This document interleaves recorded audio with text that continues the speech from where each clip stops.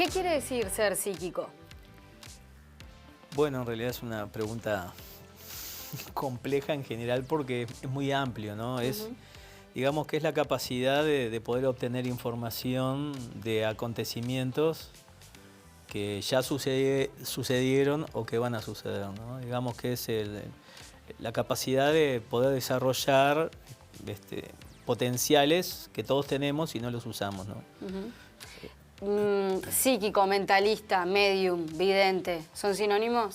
Bueno, son sinónimos. Yo prefiero siempre la palabra psíquico porque está más relacionado con la psiquis, con la mente. Y los otros tienen a veces un contexto más surrealista o más antagónico. Y en realidad sí, son personas que tienen capacidades y de alguna manera, bueno, yo lo que hago es tratar de colaborar con la sociedad, por decir de alguna manera, en casos de personas desaparecidas o a veces homicidios, cuando desde el punto de vista de investigación policial no se logran pruebas. Entonces, de alguna manera trato de intervenir y aportar, y luego todo lo que yo hago y aporto debe tener un sustituto científico, ¿no?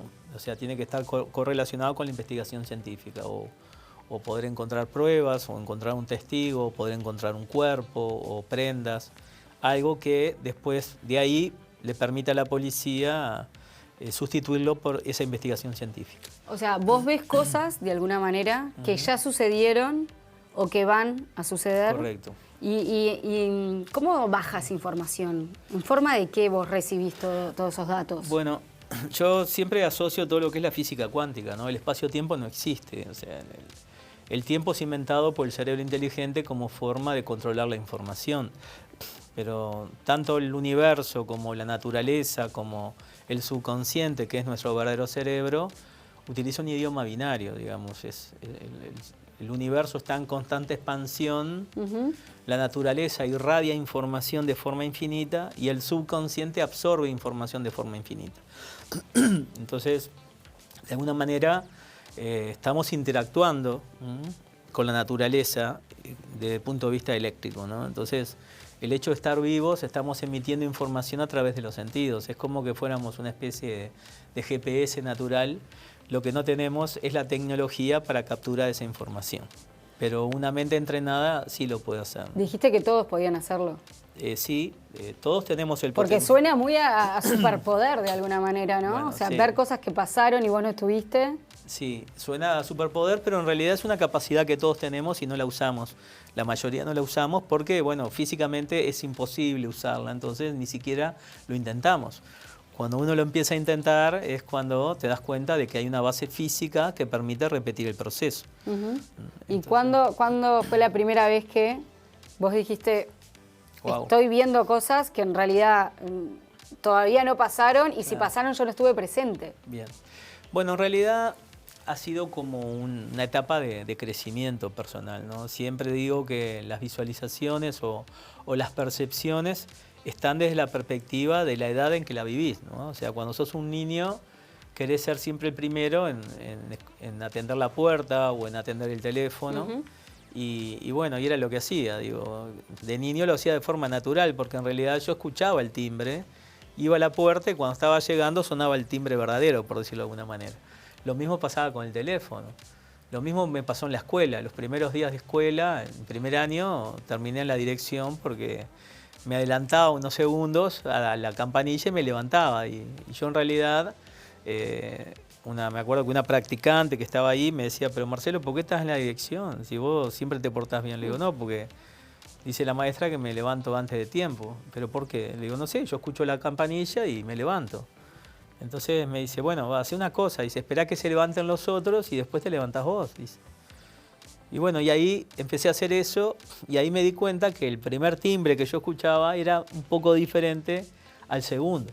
¿Y esto lo conversabas con alguien? O sea, vos ahí te estabas dando cuenta de que verdaderamente tenías esta especie de poder, don activado. Sí, lo que pasa en realidad ¿O era, estoy mal? ¿Qué me está pasando? Bueno, ¿no? en realidad era como una extensión de los sentidos, entonces era algo natural. El problema es que cuando esa percepción me empezaba a generar problemas a nivel social o cultural, era donde yo de alguna manera no entendía el por qué me cohibían, digamos, o no me permitían ser como yo era, ¿no? Lo mismo me pasaba en el arte, digo, al principio, determinadas estructuras que yo manejaba un dibujo muy especial, me decían que no podía ser así, que había que hacer determinada cosa. Entonces digo, muchas veces, incluso entiendo que muchos niños que tienen ese potencial, se limita de forma notable, ¿no? Después, a medida que fui pasando... El entorno, de alguna manera, también lo apaga. El entorno te limita porque, digo, o sea, tenés que empezar a manejarte con determinados cánones culturales. Entonces, eso a veces hace que te empiece a limitar. Cuando yo empecé a limitarme, o sea, a esperar que los otros se movieran antes de yo reaccionar, ahí se me empezó a apagar, digamos, esa percepción. Pasaron los meses, los años y cada vez escuchaba menos eso, o yo de alguna manera ignoraba ese primer aviso, ¿no? Lo que pasó después fue que cuando yo vivo en varios departamentos, porque soy de Mercedes, sí, Durazno, has San picado José, por muchas partes del interior del país. Sí, porque mi padre trabajaba en el banco, entonces lo trasladaban. Entonces a veces cuento mi historia y estoy en diferentes departamentos, pero de Durazno nos fuimos a San José, viví 6 años en San José. Y allí, cuando empecé la adolescencia, siempre relacionado al arte, ¿no? Iba al Museo de San José, iba a cerámica con Bernasconi, y bueno, me empezaron a pasar una serie de situaciones que empecé a prestarle atención, ¿no?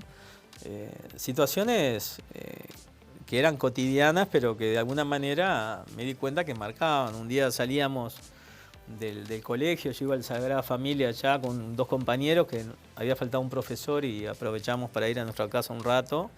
Y bueno, íbamos corriendo y en un momento yo los agarro a mis compañeros y le digo, paren acá. Y me dicen, ¿pero por qué? Le digo, porque va a pasar algo. ¿Pero qué va a pasar? Le digo, no sé, algo va a pasar. Y cuando termino de decir algo va a pasar, a unos 30 metros o 20 metros en la esquina había una florería y un camión que venía con frutas y verduras de la feria se quedó sin freno y se dio contra la florería, que posiblemente si nosotros hubiéramos seguido caminando, quizás nos agarraba, ¿no? ¿Esto tiene alguna explicación? ¿Es algo esotérico o tiene una fundamentación teórica que las mentes más racionales tal vez lo puedan llegar a entender? Sin duda. Hoy en día con el desarrollo de la tecnología es mucho más fácil explicarlo, ¿no? Nuestros ancestros, antes que desarrollaran el cerebro inteligente, necesitaban anticiparse a los acontecimientos. O sea, necesitaban subir una montaña porque venía una inundación. Iban hacia este lado porque este lado venía un peligro inminente.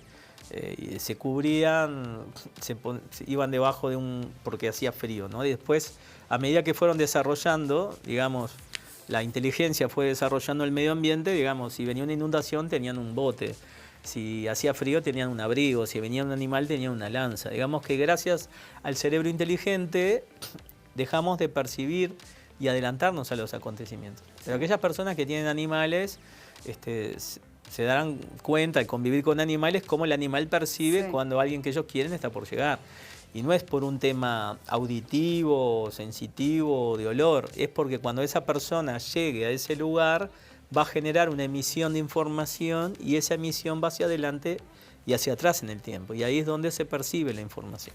Y esto que explicabas de alguna manera, ¿en tu capacidad está limitada a los acontecimientos estos que ya pasaron o están por pasar? ¿O también tenés la posibilidad de conectar, como sí capaz es la figura de un medium, con personas que fallecieron? Bueno, yo ahí tengo mis creencias.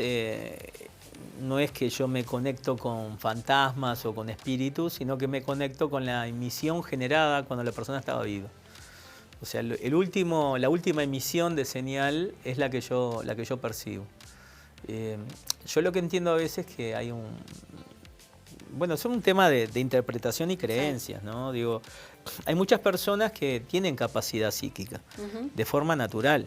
Lo que pasa no la desarrollamos. Incluso hay muchos mediums o psíquicos que hacen espectáculos y la gente se sorprende de cómo el medium le dice cosas específicas de la persona o de situaciones. Y ahí lo que yo entiendo es lo siguiente, o sea, el hecho, como yo te digo, el hecho de estar vivos, estamos emitiendo información a través de los sentidos. A veces cuando se hace un espectáculo de mediunidad o de evidencia, que viene mucha gente, Sí. mucha gente que viene buscando respuestas. ¿Por qué? O perdió a alguien, o se quedó sin un duelo, etc. Entonces están proclives y generando información. Entonces un psíquico, cuando está ahí, hay 30, 50, 100, 200 personas emitiendo información de su pensamiento. Entonces el psíquico o el medium se levanta y dice, bueno, hay una persona que perdió una niña, una jovencita de 15 años, en un accidente hace poco y está muy angustiada. ¿Quién es? Entonces se levanta ya la abuela. Ay, era mi nieta, el año pasado tuvo un accidente, no sé qué. Bueno, ella tenía el pelo castaño, vivía sonriendo, era el amor de tu vida, eran muy compañeras. Sí, sí. Y ella empieza... Porque, ¿qué pasa? Cuando el medium focaliza a la persona, esa persona ya le empieza a dar más información específica, ¿no? Entonces después ella dice, bueno, y hay una medalla con un corazón que tú le regalaste y que ella veo que está al lado tuyo y querría que la tuvieras. ¿Entendés? O sea, la información que perciben es real, emitida por la persona por la capacidad de mediunidad. Pero después ya le meten que la niña está parada al lado de ella y que la extraña y que la quiere abrazar y que o sea, entonces eso lógicamente que involucra la parte emocional de la persona y es mucho más entretenido eso que decirle que es información emitida por la persona, ¿no? Te diferencias un poco, veo, sí, me diferencio porque eso, no me gusta jugar con ese tipo de cosas, ¿no? Yo de hecho lo que hago, mi trabajo de hace 34 años lo hago en forma honoraria, o sea. Bueno, de eso también quería hablar, pero antes de llegar a ese punto de si se cobra de alguna manera por esto o no, ¿cuándo en esta cronología que estábamos viendo te das cuenta que esto que era algo que te aparecía tal vez en el plano de un entorno más cercano, en la escuela, con un grupo de amigos caminando, podía empezar a servir para ayudar a casos de investigación policial serias, ¿no? Como con otra escala, digamos? Bueno, yo en esa evolución que tuve de búsqueda, a los 17 años conocí la hipnosis en Tacuarembó. A través de la hipnosis pude hacer una serie de prácticas que me di cuenta del potencial de la mente. Por ejemplo, acceder a información que yo había vivido, pero con una exactitud increíble, ¿no? Como visualizar, por ejemplo, un auto que tenía mi padre cuando yo tenía 3 años y dibujar la patente y después comprobar con mi padre la libreta que coincidía el número, por ejemplo, ¿no? Después estudiar con programación, o sea, yo leía las cosas una sola vez y cuando el profesor escribía en el pizarrón la pregunta, era como un disparador para empezar a recordar todas las cosas con detalles, con fechas que a mí me costaba mucho. Después, en ese mismo año teníamos una prueba de literatura y bueno, estábamos estudiando con unos amigos y yo me pregunté por qué si yo puedo ir hacia atrás, por qué no intentar ir hacia adelante. Entonces puse la fecha, la hora y el día y el lugar donde iba a dar la prueba y traté de posicionarme y empecé a ver un montón de cosas que no eran parte de mi imaginación, sino que era como que estaba viendo algo que iba a pasar ese día, ¿no? Y entre Pero vos diferenciás, esto lo estoy imaginando, esto corresponde al plano de la imaginación, esto corresponde al plano de la evidencia, entre comillas. Es como muy leve, pero... ¿Podés distinguir? Lo distingo. ¿En qué ves la diferencia? Y a veces te viene asociado a determinadas cosas, son como conexiones. ¿Son imágenes rápido lo que imágenes, o sea, en realidad lo mío, yo trato de usar todos los sentidos como forma de clarificar un problema, ¿no? A veces visualizás, a veces sentís, a veces olés, a veces escuchás sonidos. Esto fue parte del entrenamiento, ¿no? Lo fuiste Sin duda fue parte del entrenamiento. Haciendo un análisis mucho más fino a medida que pasaba el tiempo. Y a medida que iba trabajando con casos reales, podía corroborar con la investigación científica que lo que yo decía coincidía o tenía un correlativo, ¿no? Yo la primera vez que escuché hablar de vos era chica en la década del 90 con el caso de Ana Luisa Miller. Y también con el de María Victoria Williams, ¿no? Las asesinadas por Pablo Goncalves en Carrasco. Esa fue de tus primeros casos que trabajaste. ¿Qué viste en esos casos particulares? Bueno, en el caso de Miller, yo lo que visualicé fue una serie de elementos que no tenía cómo saberlos y que estaban dentro de la bolsa de investigación, ¿no? Unos objetos que había, unos elementos que eran muy característicos. No sé, en ese momento, estamos hablando año 92 y 93, el de María Victoria Williams. A mí ahí me llevan con la policía al lugar donde estaba estacionado el Fiat Uno gris, ahí en calle Merced, en calle Uruguay, en una automotora de una gente conocida de la familia, y me llevan al Fiat. Cuando decís me llevan, ¿te lleva la policía? Me lleva la policía y me sientan en el auto a ver si podía percibir alguna información. Ahí estaba el cinturón cortado. Ese todo, era el auto de ella. Era, ¿no? El auto de ella donde apareció muerta, digamos, ¿no? Fallecida. Y bueno, y ahí estaba todo manchado con el tema de las huellas. ¿Y te sentás en el asiento del conductor? Yo me siento en el asiento de atrás. En el asiento que coincidía con el que estuvo ella sentada, ¿no? Que era el del acompañante. Okay. ¿No? Y bueno, y empiezo para mí era algo nuevo, yo siempre me quedaba la duda de lo que yo estaba obteniendo información coincidía, pero bueno, empecé a visualizar que había un anillo con una piedrita rosada que estaba asociado como a un evento, como que fuera cumpleaños de 15, como que se lo había regalado la abuela. Veía 2 latas de Coca-Cola. Después las imágenes, de ahí fuimos a la central, ahí a San José y nos reunimos y me dieron los datos. Estaba el testigo que la había visto, estaba jefe, había policía, era todo como muy película todo, y bueno, y ahí empecé a visualizar otras cosas. Veía 5 patos verdes en línea, veía unos mocasines con unas hebillas como que fueran ojos, describí un cinturón con unas iniciales como en metal grabadas. Después veía una imagen que había un grupo de gente y había una persona que tenía el pelo como engominado hacia atrás. ¿Todo esto vos lo hablabas sentado en el auto? Y esa información, ¿tenés un protocolo como para empezar a activar eso? ¿Te sentás y empiezas? Hoy en día tengo protocolo. Hace... Claro, no, me imagino, obvio. 30 y pico de años no tenía protocolo. Pero me siento acá y espero que las imágenes caigan. Era todo aprendizaje, claro. Obvio. Yo lo que tenía claro era que la información que me viniera, aunque pareciera disparatada, la tenía que poner. Claro, no ibas a desperdiciar nada ahí. ¿Y en el otro asesinato que había hecho Goncalves con Williams?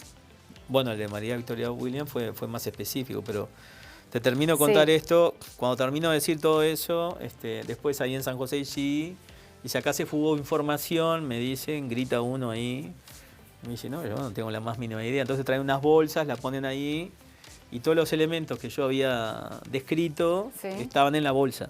Estaba el anillo de ella, que era la única alhaja que tenía, había 2 latas de Coca-Cola, estaba la ropa del novio de ella, que era el sospechoso, que esa peli que tenían ahí, que era un pantalón beige y adentro tenía toda una guarda con 5 patos verdes en línea.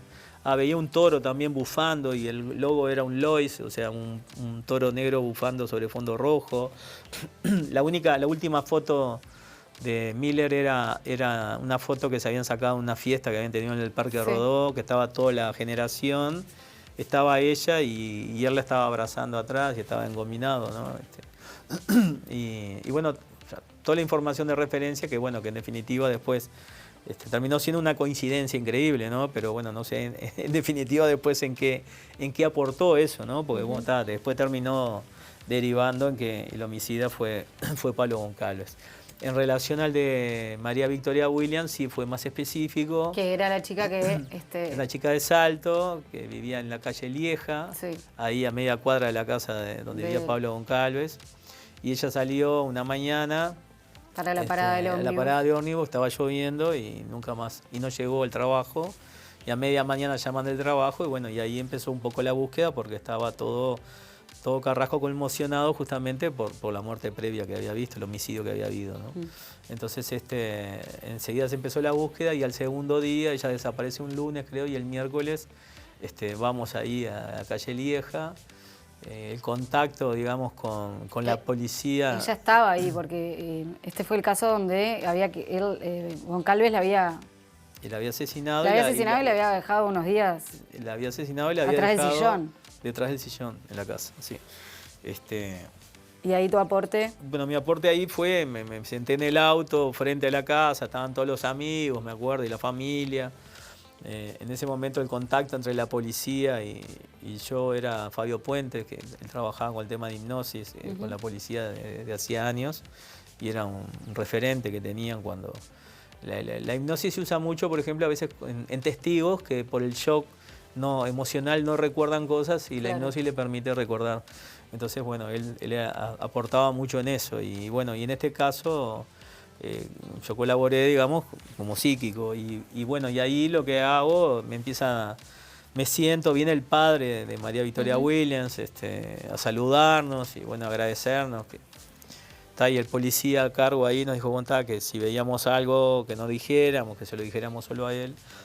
Y bueno, y yo empiezo a visualizar y veo que ella está fallecida, que está tirada debajo de una acacia, como que tiene un saco beige y le veía algo...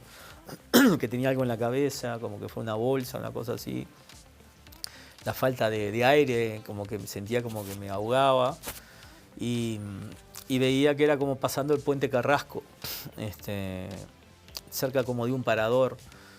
Y después hice un dibujo de una persona con una oreja media salida, y dibujé un canguro. La imagen de un canguro. Entonces, cuando empiezo a contar todo eso, el policía me dice, pero que estamos en Australia, me dice que... Digo, no, le digo, lo que pasa es como una imagen asociada al momento que ella aparece, le digo, pero no entiendo bien de qué se trata. Entonces en eso viene el padre y el policía le muestra el dibujo de esa persona que yo hice. Y entonces ve el dibujo y se da vuelta y sale corriendo el tipo. Entonces, ¿y para dónde fue? ¿Qué fue lo que le mostró? No, le di el dibujo, dice, se fue y a los 10 minutos viene y trae otro dibujo igual al que yo había hecho. Que ese dibujo lo habían encontrado la policía y aparentemente lo había hecho María Victoria en una lapicera roja, pero era el mismo dibujo. Y bueno, quedó en eso. Después la policía nos pidió que a ver si podíamos ir al lugar donde yo visualizaba que ella estaba. Y nos llevaron y fuimos ahí al puente Carrasco, pero ellos fueron del lado de Montevideo. Y bajamos atrás, abajo del puente, y era un lugar muy parecido al que yo veía, las hojas, el tipo de árboles que había. Y yo le digo, pero para mí está del otro lado, le digo, porque me dice, pero ahí dice, hace 24 horas que estamos buscando, y miré para enfrente y andaba policía a caballo, había otros con unas espadas, como espaditas así buscando, con perros. Dice, ahí no hay nada, le digo, dice, ¿qué ir? Igual sí, me gustaría ir. Entonces fuimos, empezamos a dar vuelta, en un momento pasamos por un parador. Yo le digo, mirá, lo que yo visualicé es un parador. Le digo, esto puede ser un buen lugar para ir. Le digo, hacia el arroyo Carrasco. Entonces bajo del parador, ahí empiezo a bajar y era como un abajo y estaba todo lleno de acacias. Y veo una acacia enorme y me dio como una angustia. Y fui y me tiré debajo de la acacia. Le digo, yo veo que está así, le digo, con un sacón beige, y le digo, tiene algo en la cabeza, no puedo respirar. Entonces me dice, bueno, pero... si está acá, le digo, ¿por qué no está acá el cuerpo? Me dice, le digo, bueno, pero capaz que él la tiene escondida, le digo, y cuando se calma la búsqueda, la tira acá. Me dice, bueno, dice, pero eso, no entiendo ese tipo de cosas. Dice, ¿cómo que usted me dice que va a aparecer acá el cuerpo? Claro. Le digo, bueno, y sí, me parece eso, me parece eso. Y bueno, está. Y quedó, me fui a casa y el viernes en la mañana llaman de San José y que tenía que ir urgente porque habían encontrado el cuerpo donde yo había estado marcando. Y lo curioso fue que ese viernes, en el diario de la noche, salió la foto del encargado del parador, que fue el que la encontró, que fue un encargado de parador que iba hacia la parada de ómnibus y tenía ganas de orinar y se metió debajo de la acacia y encontró a María Victoria. Y la foto que tiene él, tiene un gorro con el logo Cangaro, ¿no? Acá.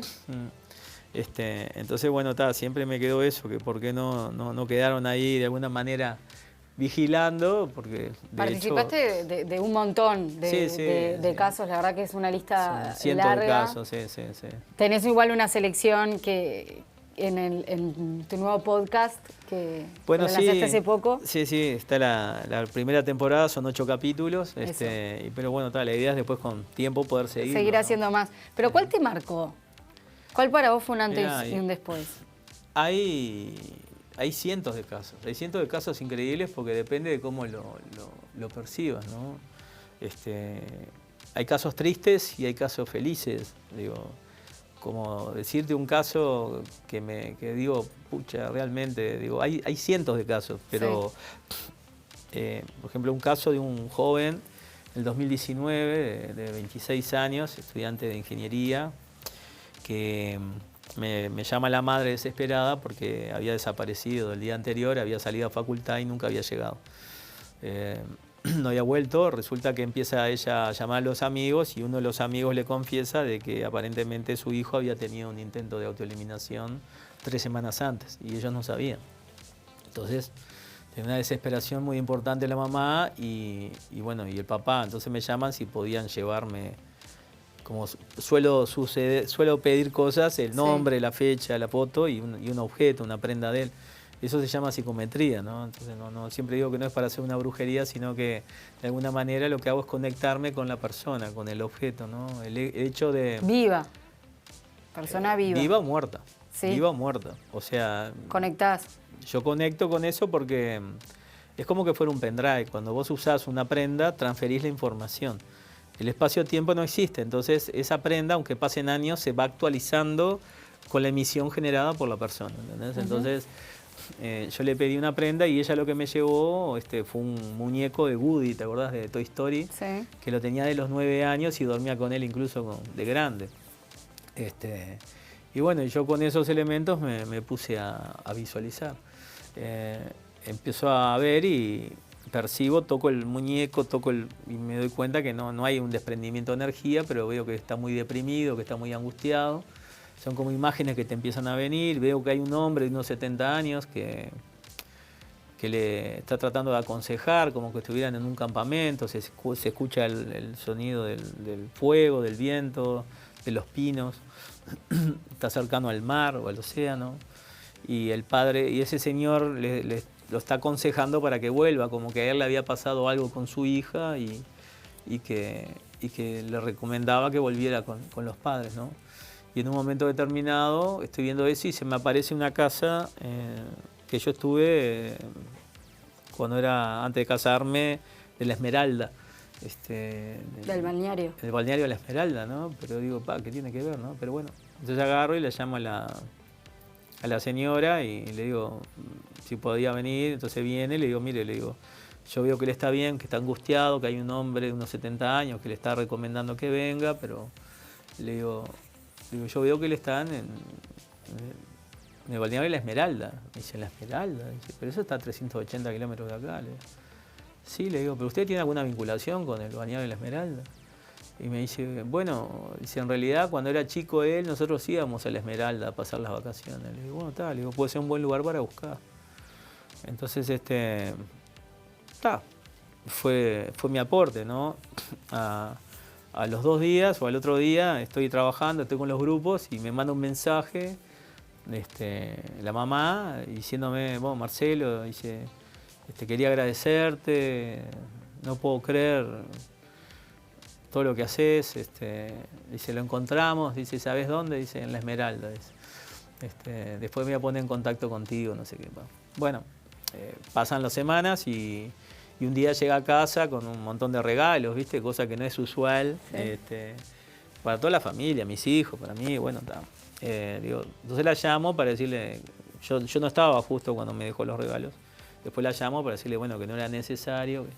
Entonces ella me dice, no, dice, Marcelo, no tenés idea de la magnitud de la información que nos diste, dice, porque yo te cuento lo que pasó, dice, cuando vos me dijiste yo fui, me subí al auto, le dije a mi esposo, vamos a la Esmeralda. Y mi esposo me dice, pero me vas a hacer ir a 380 kilómetros.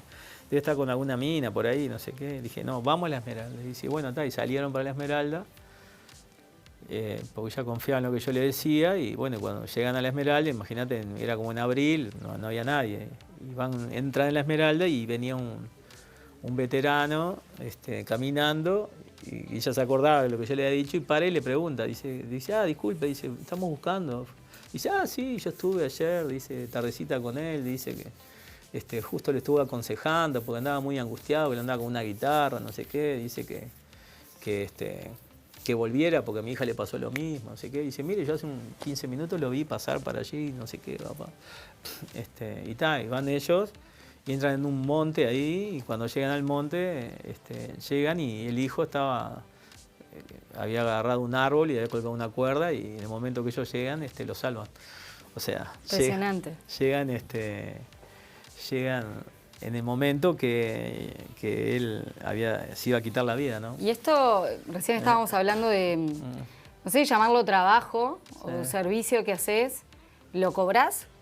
No, yo hace 34 años que lo hago y entiendo que no debo cobrar, ¿no?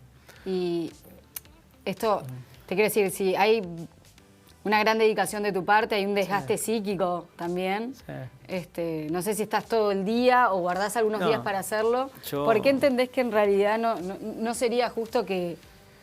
Bueno, en realidad todo el mundo me dice, todo el mundo me dice, ¿por qué no cobrás? Porque con eso sería bárbaro, no sé qué. Pero un día mi padre me llama y me dice, justamente después de un caso sonado de estos mediáticos que había colaborado yo. ¿Cuál?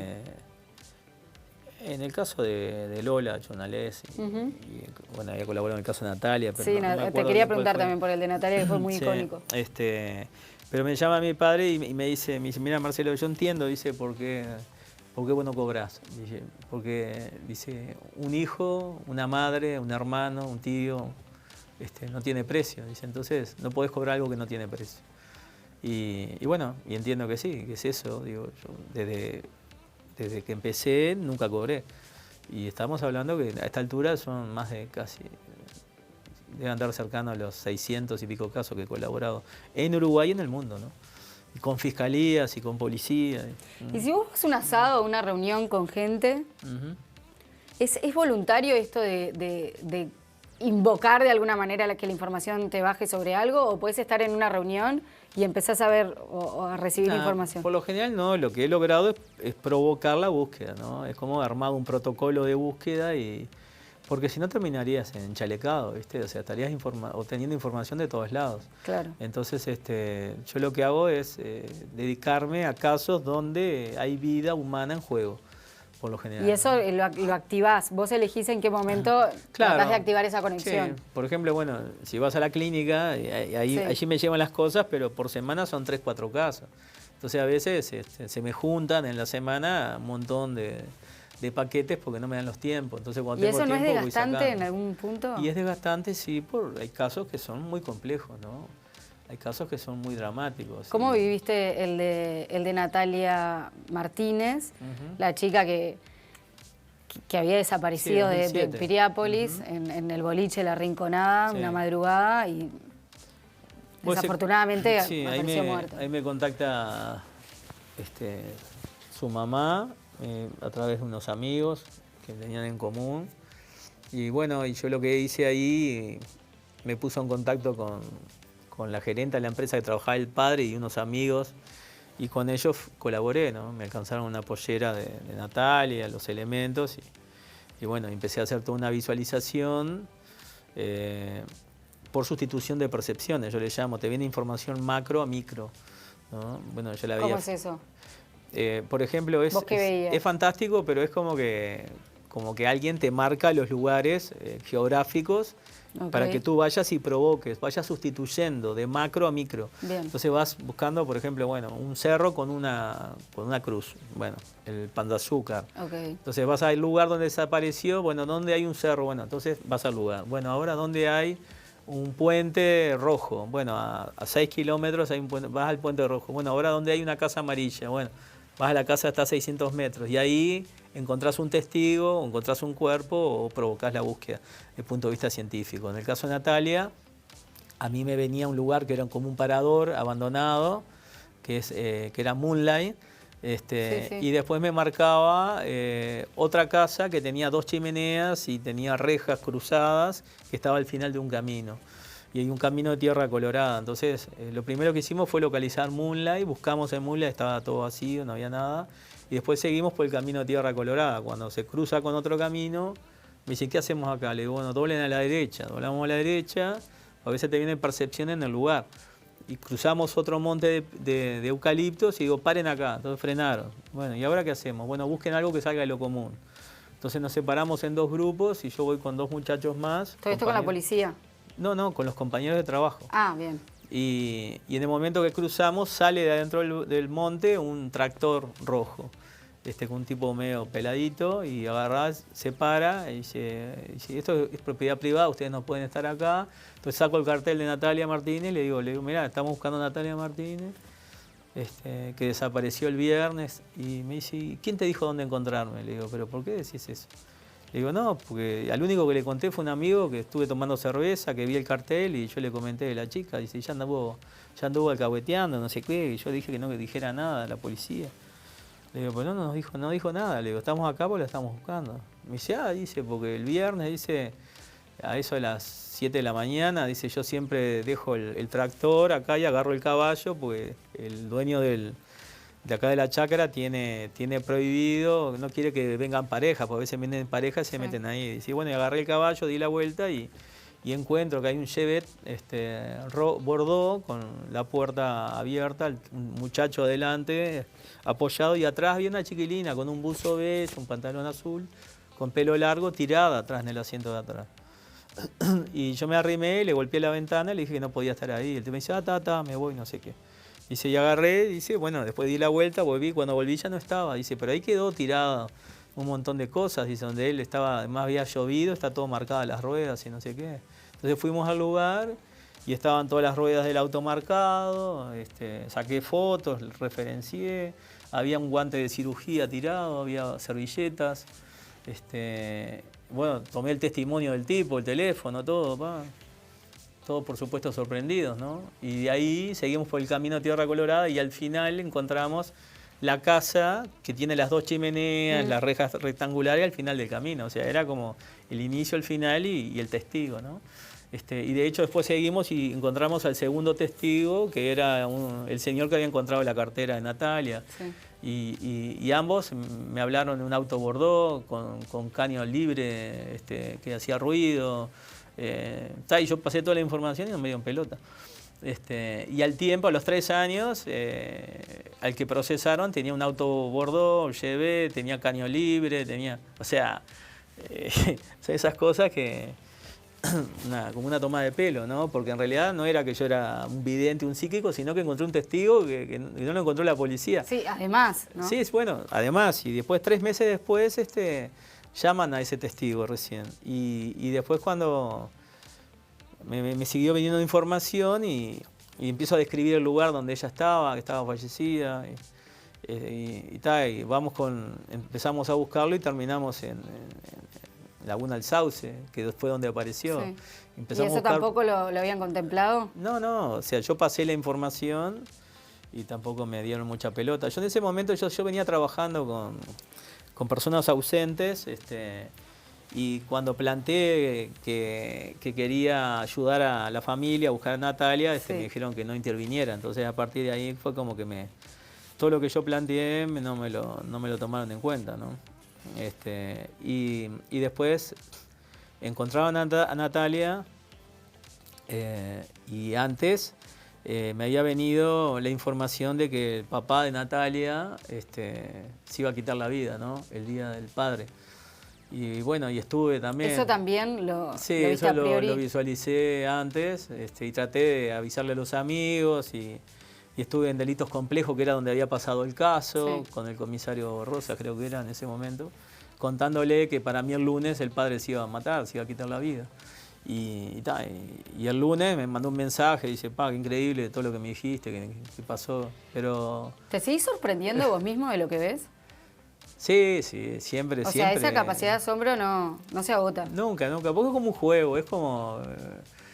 es fantástico, la verdad que, digo, tú visualizás cosas, a veces están a miles de kilómetros y las cosas están ahí, ¿no? O sea, yo no tengo referencia, ¿no? Es como viene la información, es fantástico, ¿no? Y a veces digo, si se tomara en serio lo que hago y coordinado con la investigación científica, permitiría arrojar muchos mejores resultados, ¿no? Que se tomara en serio decís porque entendés que hay una mirada más escéptica hacia tu trabajo que eventualmente puede ser Sí, poco justa. y yo O sea, entiendo que si hay confía poco... la visión racional de digamos esta que hay perspectiva poco... holística de alguna manera, por llamarlo. Claro, lo que pasa es que yo siempre lo asocio a algo físico, ¿no? A un desarrollo de una capacidad con lo que es la física cuántica, o sea, no estoy divagando. Claro, pero mucha gente dice, y ah, lo he esto es un demostrado. versero, ¿no? Claro, lo que pasa es que siempre dicen, para sacarle plata a la familia, no sé qué, bueno, yo no cobro. Pero el problema es que siempre te meten en la misma bolsa, ¿entendés? Entonces, yo qué sé, por ejemplo, lamentablemente... la otra vez con el caso de estos niños que el papá les quitó la vida, ¿no? Arrojándose, Sí, no, tremendo, espantoso. lo de Río Negro. Bueno, a mí me contactaron y le pasé la información y le dije que estaban en el puente, que el auto estaba metido ahí.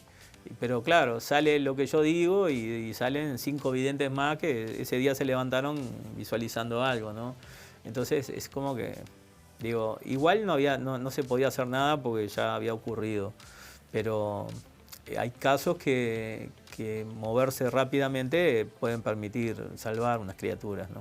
Y vos acá ahora conversando conmigo, ¿te puede llegar alguna información sobre algo a lo que tengo que estar atenta, por ejemplo, haciendo un ejercicio en vivo? No, por lo general no, eso no lo hago. Yo lo que hago es provocar, necesito una dinámica, digo, generar una serie de movimientos físicos, mentales, digamos como No se podría así que vos adviertas. No, eso no, digo, a veces te viene alguna información referenciada a alguna cosa, pero no, por lo general no lo hago, digo, porque lo que hago es como reservarme para casos donde realmente... Bueno, por esto que hablábamos puedo también ser del desgaste, utilidad, ¿no? de lo que...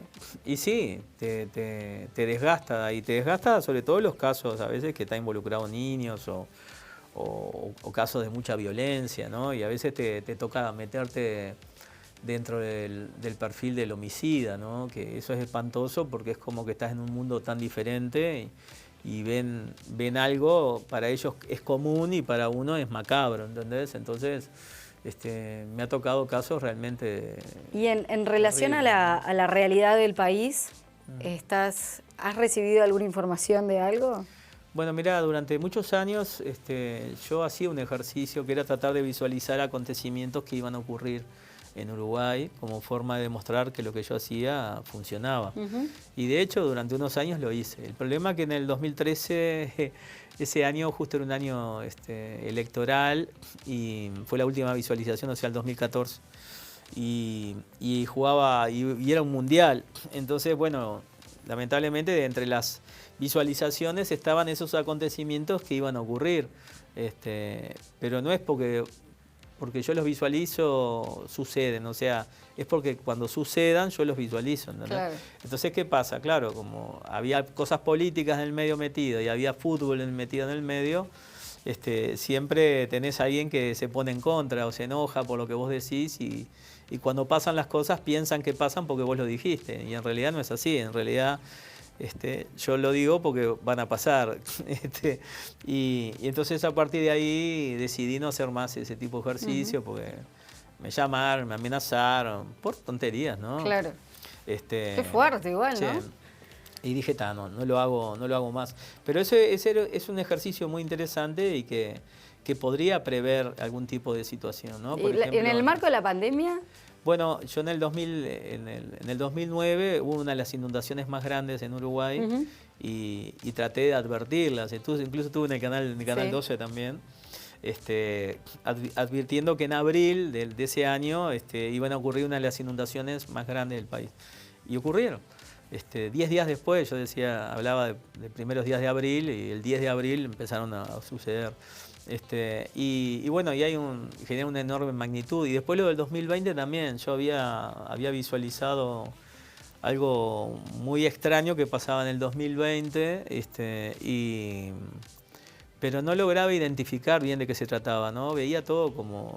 Me asusté porque veía que no había gente en la calle, de que la gente estaba con algo en la cabeza, en la cara, o sea, era una cosa... Muy película. Era una cosa muy película y además lo había visualizado un par de años antes, incluso me acuerdo que mi hija Paulina, que ahora tiene 20, cumplía 15 y yo comentaba que no le íbamos a poder festejar el cumpleaños, ¿no? Que no iba a poder festejar el cumpleaños 15. Y bueno, y fue así, ¿no?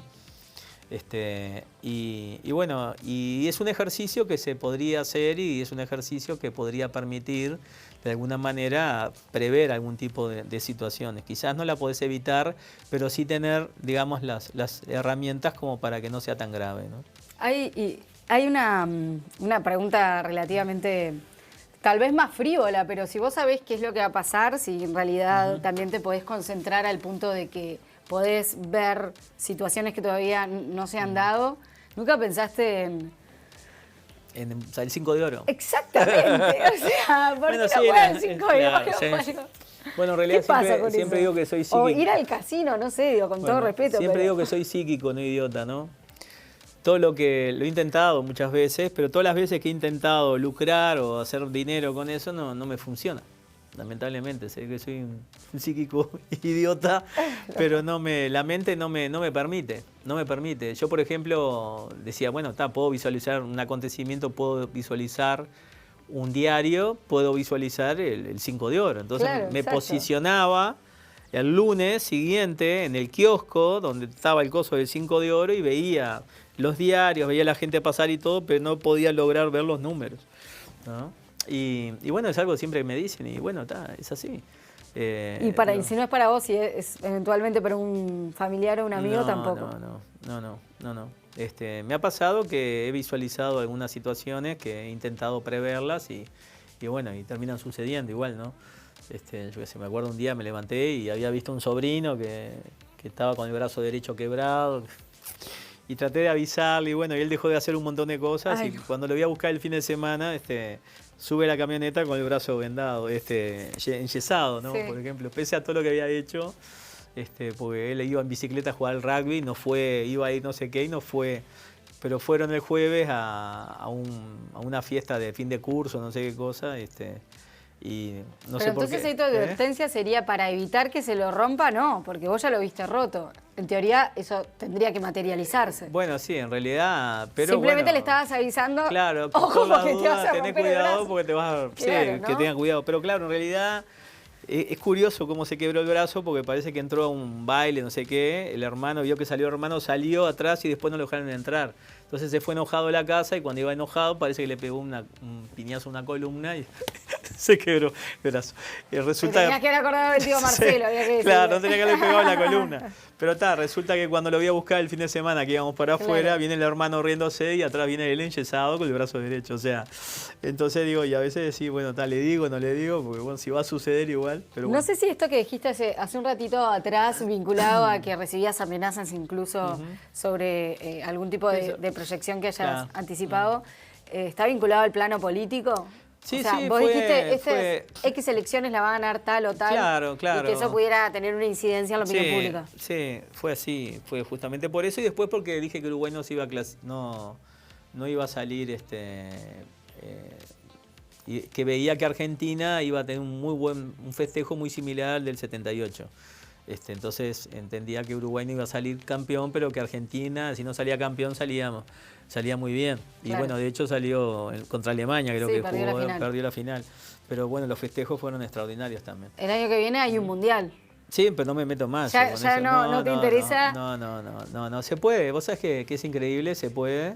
Y si hacemos un microclima acá tampoco. En relación a que pueda llegar a proyectar qué pasaría con el Mundial el año que viene. No, es que no lo hago justamente porque me genera problemas, ¿viste? Siempre hay algún loquito suelto ahí porque vos decís cosas. Entonces, ¿qué necesidad? Digo, prefiero, ¿viste? Seguir con lo mío y está. Así que... ¿Alguna vez te convocaron o te consultaron por parte de los familiares de personas desaparecidas en la dictadura? Bueno, sí, alguna persona me ha consultado. Lo que pasa, el tema es el tiempo que pasa, ¿no? Yo por lo general en los casos que colaboro no tienen que tener más de 2 años de ocurrido el acontecimiento. No porque no se pueda obtener información, sino que no se puede sustituir por cosas existentes, por investigación científica, ¿entendés? Porque pasó mucho tiempo, ya el testigo no está. O sea, lo que me pasa es fantástico porque es como un sueño, es como un juego, es como que un rompecabezas. Entonces la mente te muestra cosas, vos empezás a ensamblar y cuando querés acordar terminás encontrando un testigo en un lugar que la policía no lo encontró, ¿entendés? Claro. O encontrás una prenda, o encontrás un objeto, o encontrás el cuerpo. Y es fantástico y funciona. Entonces es como que te manda información, vos vas sustituyendo y es como, vas generando como un entrenamiento natural. Y la mente es fantástica. Te muestra cosas y después terminan coincidiendo, ¿no? ¿Cómo podemos hacer nosotros para despertar eso? Bueno, yo creo que la misma educación que tenemos nos limita, ¿no? ¿Qué sería el mundo hoy si se hubiese trabajado la parte del cerebro o de la mente Bueno, es que, dispuesta a conectar con todo este otro mundo, ¿no? La interacción, Más allá de lo los racional. primeros, lo que pasa es, el tema es así. Bueno, yo me dedico a tratar adicciones También, y no hablamos, pero trabajo sí. a nivel del subconsciente. O sea, el subconsciente tiene un potencial increíble. Incluso nosotros desarrollamos una fórmula que nos permite transferir información racional, temporal, lineal, que es la que utiliza el cerebro inteligente, en idioma binario espacial atemporal, que es el que utiliza el subconsciente o el cerebro primitivo, que es como un cerebro esponja. O sea, el potencial que tiene el desarrollo de esta metodología no solo te permite dejar adicciones o trabajar de punto emocional de forma extraordinaria. Adicciones de cualquier tipo, drogas. Dejar el alcohol, dejar la cocaína, dejar de fumar, dejar la marihuana, ludopatía, cambio de hábitos alimenticios. O sea, lo que ocurre es que a nivel del subconsciente es un idioma binario, son bornes positivos y negativos. Entonces tu cerebro inteligente es el adicto, ¿entendés? Pero como es un procesador, no tiene sentimientos, entonces le importa muy poco si te morís de cáncer o si te perdés 10 años de vida. A él lo único que le importa es la nicotina, por ejemplo, ¿entendés? Entonces él lo que hace es armar un circuito adictivo. El cigarro lo que hace, o el alcohol o la cocaína, lo que hace es alimentar químicamente al adicto. O sea, cada cigarro que la persona fuma le da 10 fusibles de adrenalina química artificial para que el cerebro racional empiece a armar las redes neuronales. O sea, son como fusibles químicos ultrapotentes, ¿no? Entonces, digamos que el cerebro inteligente te arma el circuito, pero la adicción en sí depende de un borne positivo o negativo. Nosotros lo que hacemos es modificar el borne adictivo. Donde hay información positiva, colocamos negativa. Entonces, cuando la persona sale de la sesión, sigue adicta. El cerebro inteligente sigue adicto, tiene el foco, el cable, pero cuando va a buscar la información no la encuentra. Entonces la persona sale de ahí, pasan las horas, los días, las semanas, los meses y no tiene ganas de fumar. Entonces ya no fuma, ¿entendés? Y lo mismo pasa con el alcohol y la cocaína. Nosotros terminamos este año una investigación con el CASMU. Con 60 personas que fueron a dejar de fumar, coordinados por los propios médicos del CASMU con excelentes resultados. Y bueno, la idea es después seguir haciendo investigación científica con adicciones duras como es el alcohol y la cocaína, ¿no? Que estamos hablando de que en una sesión la persona se libera. Eso no existe en el mundo. Sin embargo, no se valora y no se utiliza la herramienta con toda la situación que existe en el país, ¿no? Pero todos podemos activar esa parte del subconsciente, como decís vos. Y sin duda, claro. Con un entrenamiento. Es el acceso, o sea, el sueño profundo es el acceso del subconsciente.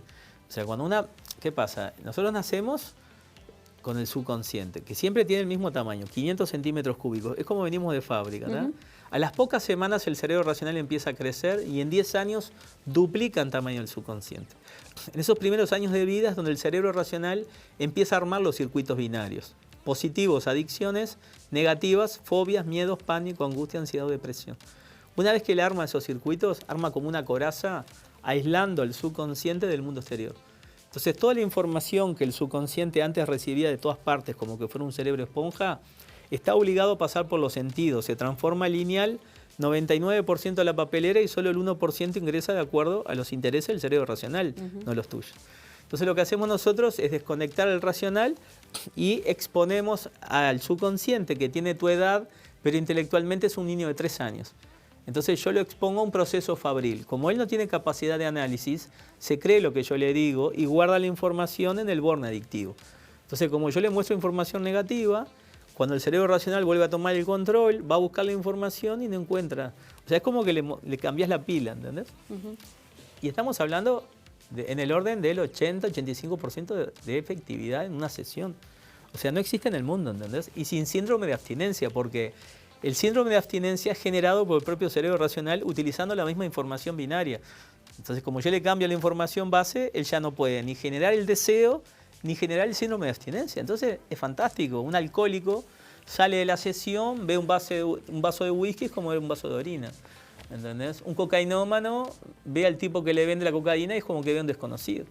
Entonces la ansiedad le baja y al no generarse el síndrome de abstinencia, la persona, su voluntad, prima sobre el cerebro inteligente. Claro. Hace más de 30, 35 años que colaborás con casos, que atravesaste millones de vidas. Sin duda. También con las visiones que fuiste generando. ¿Qué huellas sentís vos que vas dejando? ¿O qué querés dejar?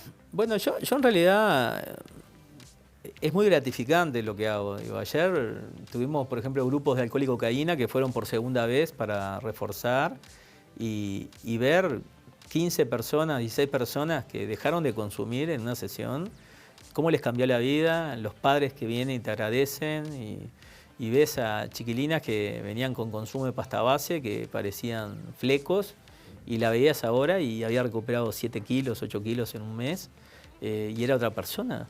Y eso es muy gratificante. Y lo mismo pasa con el tema de mi trabajo de psíquico. Lo que pasa siempre está, digamos, lamentablemente, cuesta, digamos, que la gente entienda mi trabajo. Yo en realidad lo que hago es un aporte a la sociedad. Dejo de hacer mis cosas por tratar de hacer un aporte. Y bueno, y a mí, quizás a la larga algún día haya algún tipo de reconocimiento, pero en realidad entiendo que estoy haciendo un aporte muy importante, no solo en mi papel de psíquico, sino en mi papel de psíquico que desarrolló una metodología que permite dejar adicciones, ¿no? Que es algo, terrible y que lamentablemente mata a muchas personas anticipadamente, ¿no? Entonces veo a veces gente que les cambia la vida a los padres. Y a veces son jóvenes que terminan muertos por la pasta base o por la cocaína. Y lamentablemente la ciencia y la medicina evolucionó igual que el cerebro racional. O sea, desarrollan opiáceos de la propia droga, la sintetizan y le dan eso a cambio. O sea, es de locos lo que hacen. O sea, nosotros lo que hacemos es desenchufamos al adicto. Y por ese lado va. O sea, entiendo y no hay como mucho interés.